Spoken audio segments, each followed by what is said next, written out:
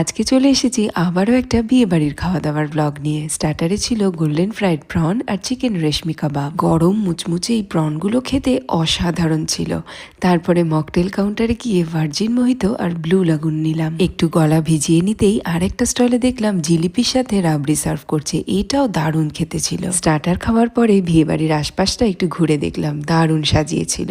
চেনা পরিচিতদের সাথে একটু গল্পগুজব করেই ডিনারে বসলাম। গরম গরম চিকেন সাথে আর তার সাথে স্যালাড দিয়ে ডিনারের পর্ব শুরু হলো। এটার টেস্টও কিন্তু খুব ভালো হয়েছিল। তারপরে রুমালি রুটি আর কিমা চানা মশালা ছিল। এসব শেষ করার পরেই চলে এলো ভেজিটেবল ফ্রাইড রাইস আর একদম গরম ধোঁয়া ওঠা মাটন কষা। নরম তুলতুলে মাটন কষার সাথে ভেজিটেবল ফ্রাইড রাইসটা এই শীতের রাতে কিন্তু ব্যাপক লাগলো খেতে। তারপরেই ছিল ফ্রুটস চাটনি, পাঁপড়, বেকড রসগোল্লা আর হট মাখা সন্দেশ। সব শেষে বাটারস্কচ আইসক্রিম আর মিষ্টি পান দিয়ে আজকের খাওয়া দাওয়ার পর্ব শেষ করলাম।